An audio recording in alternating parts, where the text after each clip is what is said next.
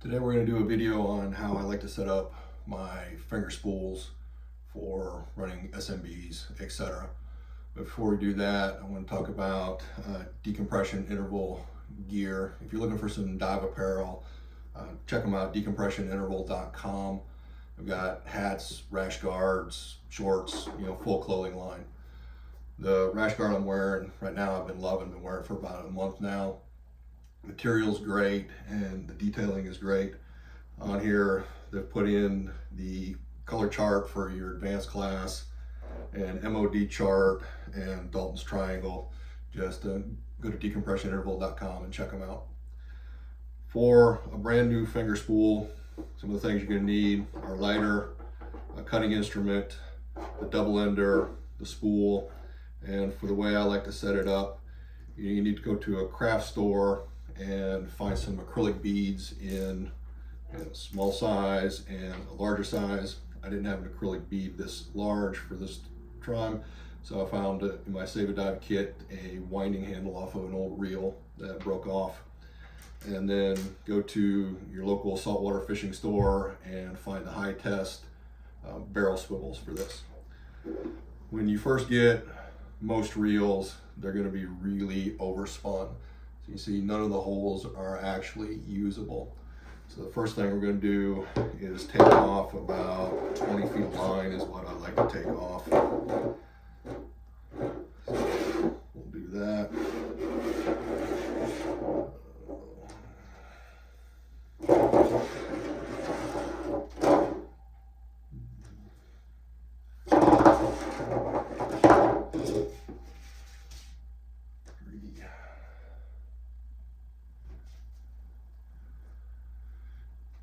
You can see how that opens up the holes for better use. If you want the holes more exposed, feel free to take more off of there.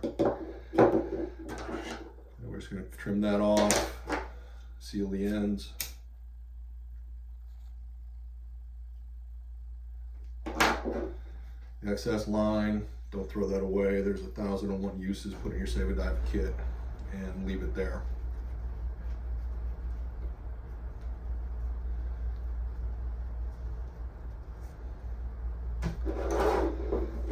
Then we're going to take a little bit of line out that we can work with. The small bead, we're going to run it through that line and through the larger bead, and then back through the small bead. Once you've done that, we're going to make a loop. I like 18 inches or so. That looks pretty good to me. Okay. Pull both beads to one end, and we're going to make just a simple overhand knot at the very end down here.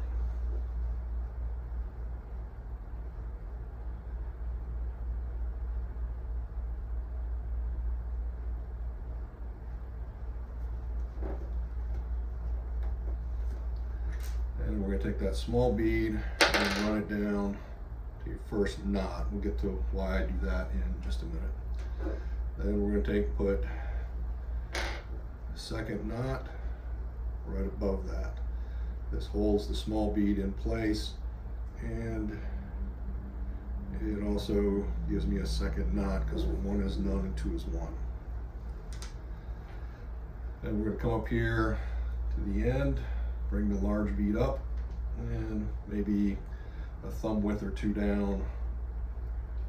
We're going to put another overhand knot to keep that in place.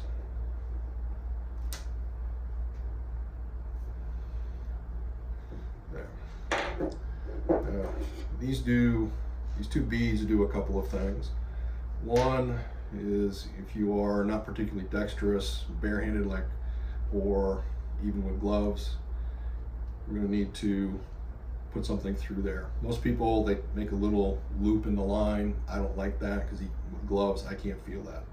So I'm going to use that bead to push through and bring up, and this is how I'm going to attach my double ender, which we'll get to in just a second. The larger bead here at the end, once we attach the line to something,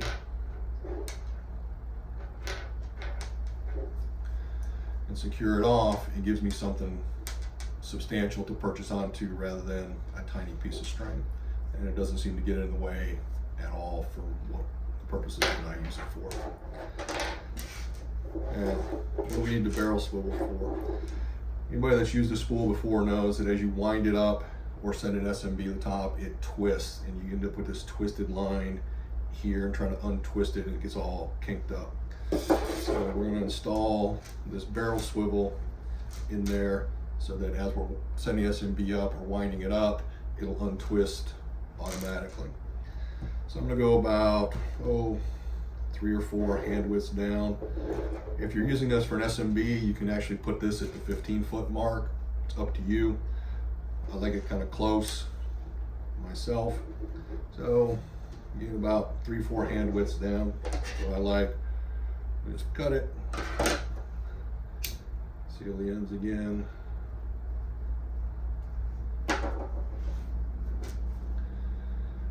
And we're just going to run this down. Again, just another simple overhand knot.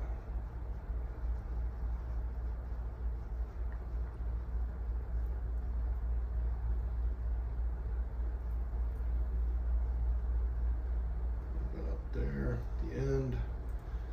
And then the second one is again, 1 is none, 2 is 1. Feed that through. Put that up there.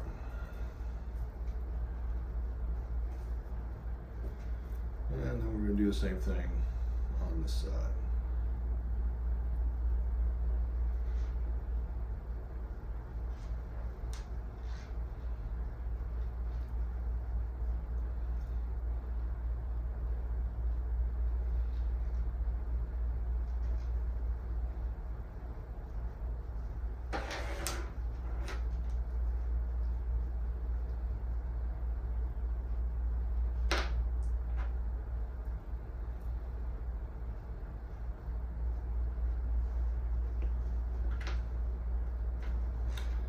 And as always, we're going to throw on the second one.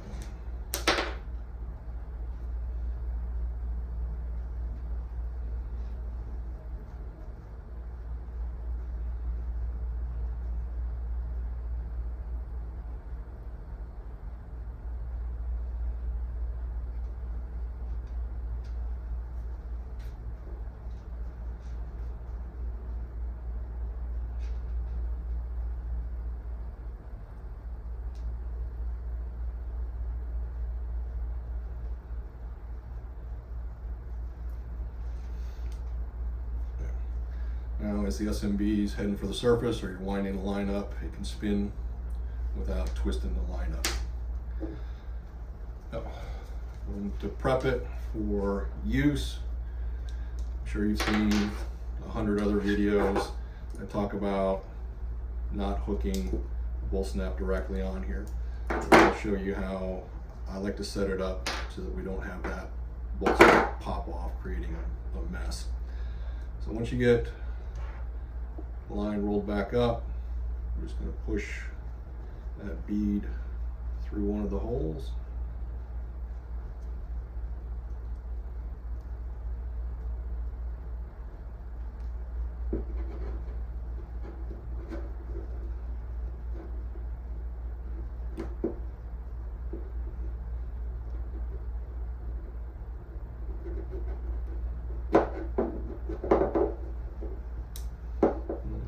One that'll fit through.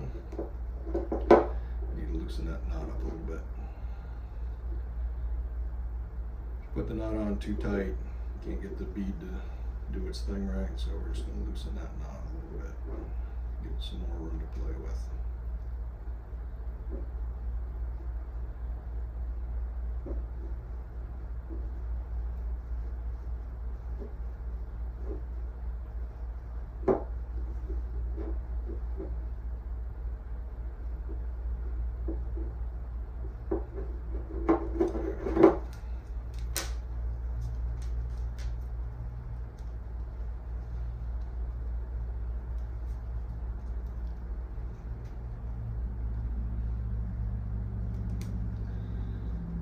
push that through,